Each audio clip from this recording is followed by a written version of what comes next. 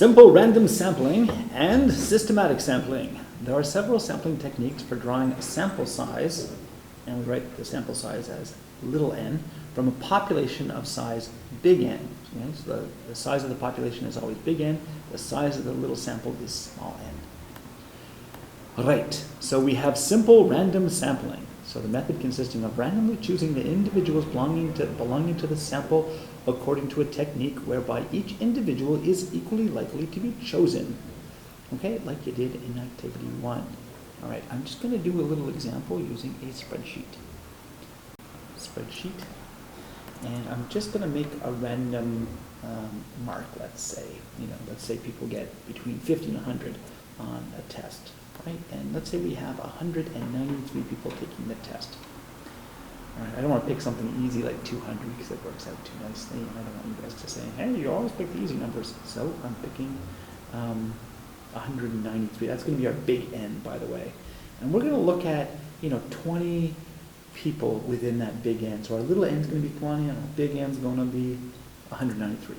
Okay, so let's do that. So I'm going to use a function called rand between, and we're looking at, let's say the marks are going to be between 50% and 100%. Okay. Oh, 800. And I'm just going to fill that down. Now I said I wanted to have 193 values.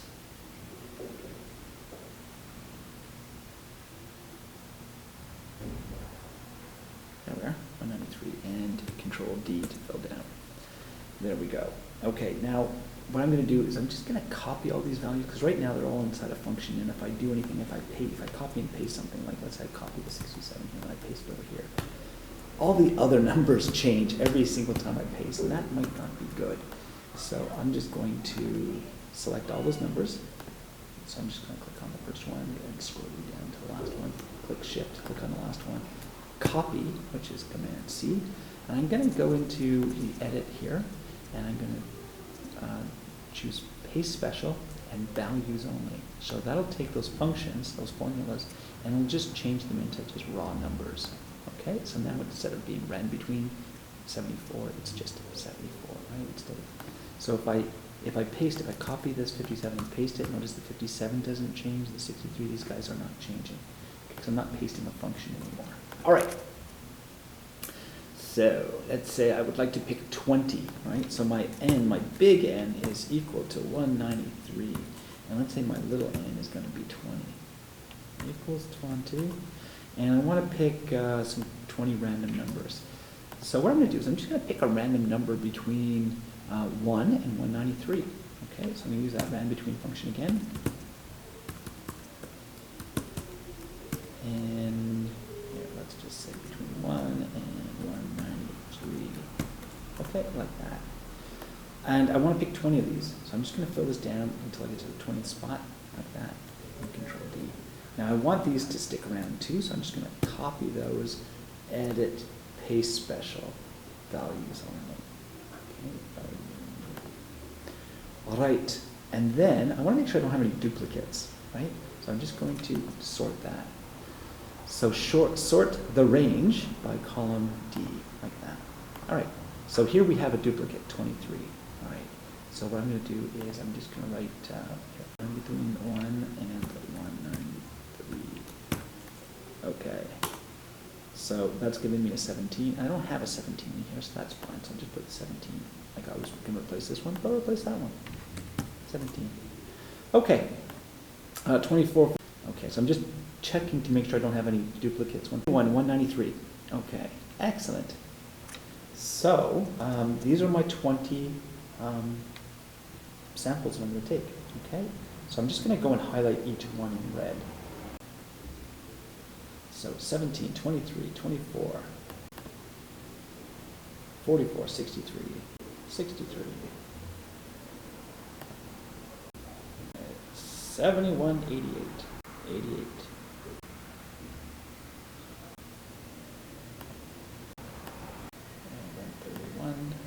135. Okay, 138, 146. 154, 167. 174, 179.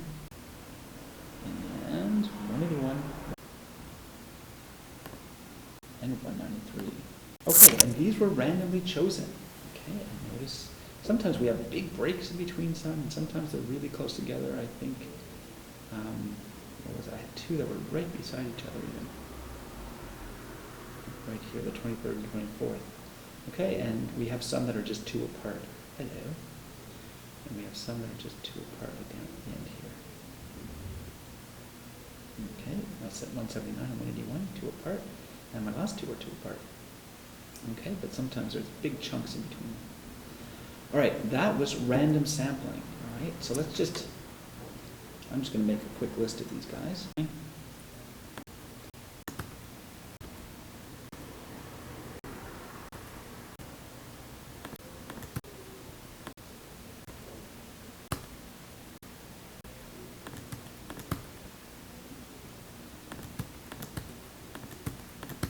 Those guys, data sort. So they've been sorted, and there they are. Okay, now I'm just going to figure out the average and the median of the whole population. All right, so the mean of the population. In the spreadsheet, we have to use a function average. All right, and I'm just going to go from the very top and all the way down to the very bottom. So A1 colon all the way to A200, sorry, 193, like that. Okay, 75.222, whatever, and then I'm going to do the median. So this was the average, the mean, and, whoops, daisy, and I'm just going to do the median right here. So equals median, and I'm going to do the same thing. So A1 all the way down to A193. So you can do it like that as well. And it's giving me a median of 74. Okay, these are called measures of central tendency. All right, I'm going to do the same thing here. I'm just going to figure out the average, the mean, and I'm going to figure out the median of our sample. Okay, so is equal to average of B1 to B20, B20, like that. All right, and the median is equal to median of B1 to B20, that 82. Okay, so let's compare if we dare. I'm just going to copy these values. And here, and you can compare them. So edit, paste special, values only. And there we are. Okay, so we have 75 was the mean, and our sample 76, very close. And here we have 74 median, and the median of our sample 82, not so close. Okay, so that's the random sample for you. Systematic sampling is a little bit different. So it requires a list of the entire population, which we have, where the individuals are numbered 1 to n, which we already have. So we have 1 to 193 in our sample, in our population. And we want to calculate something called the polling step, which we use little lowercase p to represent that, which is equal to the greatest integer to the ratio of big N, which is our population size, divided by little n, which is our sample size. Okay, and let's have a look at that. All right, so we're randomly choosing a number designated k located between 1 and p. Okay, so I'll show you what we mean back into our example in our spreadsheet. All right, so we have all these values, and I'm just going to copy these values. All right, so I'm just going to copy all of these values, and I'm going to paste them over yonder. Let's say right about, oh, what fun. Let's say I paste them right here. Paste. And I could go edit paste special just to make sure that I'm getting just values. I don't want any functions. Okay, so now what I'm going to do is I'm going to pick, like my big N is 193, my little n is 20. So my polling step, my P, is going to be big N divided by little n. Okay, so the P is going to be equal to 193 divided by 20. okay, which gives us 9.65. And I'm saying pick the greatest integer, like between, like that's like 9. Like the greatest integer that you've passed so far to get to 9.65. Well, the greatest integer you passed, like starting at 0, is 9, right? So what I'm saying is round down, don't round up, all right? The problem with rounding up is, let's say we picked a k. Like the k is where we start, all right? And then let's say we pick a k of 9, let's just say. So let's say our k happened to be 9. The k is basically you pick a random number between 1 and your pole step. So let's say we round this up to 10, and we pick our k is some random number between 1 and 10. Let's just say we happen to pick 9. All right. Watch what happens. So we're going to start with the 9th. So we're going to start with the 9th, this one. I'm going to take our pole step is 10, so I'm going to take every 10th. Okay, so that means 9, 19, and so on. Oh, yeah, these guys are I need to color them all black, otherwise we're going to get very confused. Okay, so the 9th and the 19th, 49, and 79, and 89. Okay, and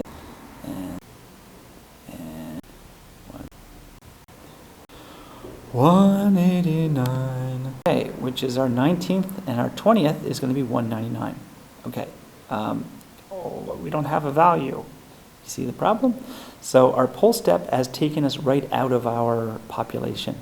Okay, and there we go. So if we start here, at, let's say, number 9, and we're going up by 10 each time, so we're taking the 9th, so I'm just going to go in, and then plus our p-value. We start with our k plus our p-value, which is 10. So this is our second is 19. Let me just move that over so we can put it there.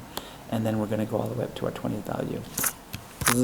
And so that gives us, right, is 199. That's right, which is exactly what we did. And the problem is the 199th value is here, and it's not in our population, okay? So the problem is you don't round it up, you round it down, okay? So it's not the nearest integer, it's the greatest integer that we've passed so far to get to 9.65, which is 9, okay? So round down. All right, so now we want to pick a k. So k is, we're going to take, so this guy is our p, and it's equal to 9. All right. So what I'm going to do is say our k value is going to be the random between, so equals rand between, I'm going to use that little function again. I'm going to pick 1 to whatever our p value. So rand between 1 to our p, okay? And it picked 4, all right? So our k is going to be 4. Okay, so we just randomly picked the number 4. I'm going to start with number 4 and then every 9th after that. Let's see how that works out. And so if we start with 4, and our k is going to be, what did we say our k was going to be? Our k is 4 and our p is 9. So we're going up by 9. So it's going to do something like this. And notice our highest value is going to be 175, which is within our population. All right? Okay, so we start at 4, and then we go up.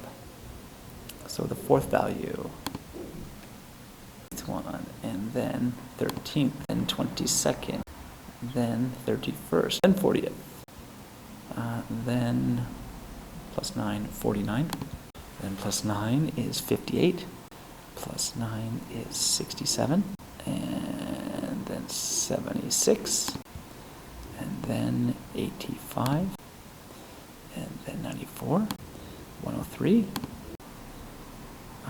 112, 121, 130, plus 9, 139, 148.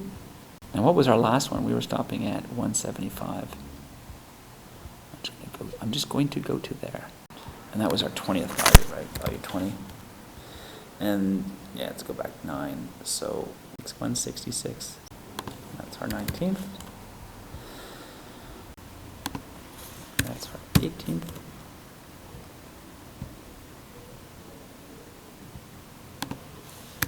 17. Second, I give up, I can't go in anymore.